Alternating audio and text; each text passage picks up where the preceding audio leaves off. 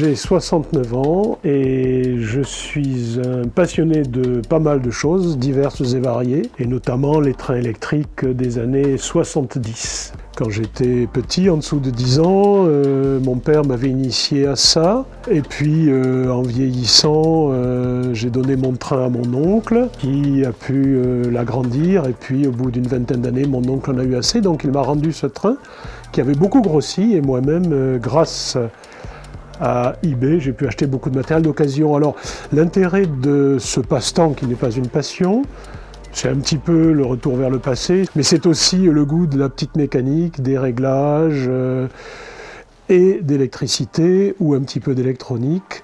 Et j'ajouterais aussi que c'est une école de patience, parce que ce sont des petits mécanismes qui des fois ont mon âge, des fois un peu moins, donc il faut réparer, régler, lubrifier, et c'est beaucoup de temps, c'est beaucoup de patience, mais c'est amusant, et je fais ça en général sur un fond musical.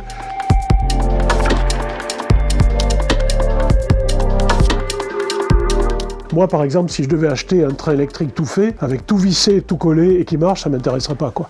Ce qui est intéressant, c'est quand même de concevoir quelque chose, de le construire, et puis après de le faire marcher, quoi. Et de le faire marcher, il n'y a pas qu'un bouton, hein, parce que c'est du matériel qui est assez ancien, donc ça marche jamais du premier coup. Il y a toujours des trucs qui ne vont pas, que ce soit en termes électriques, que ce soit en termes électroniques, ou que ce soit en termes petite mécanique, tout simplement, quoi.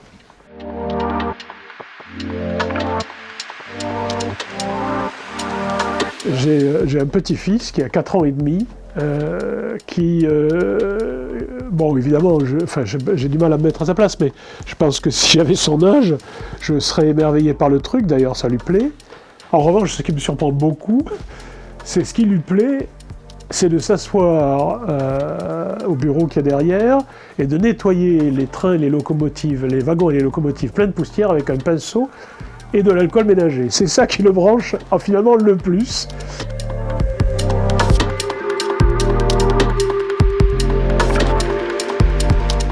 Et ta femme, elle en pense quoi de ça? Parce que Rien. Non, ma femme, elle n'en pense rien. Pour plaisanter, elle pense que je suis mieux là qu'au bistrot, sachant que je suis un pilier de bistrot et je n'y bois que du café, bien sûr. Non, bon, ma femme, elle n'en pense rien. Elle trouve que c'est bien sympa, quoi. Bon, après, voilà, c'est pas son truc, quoi. Je veux dire, puis tout va bien. Paf!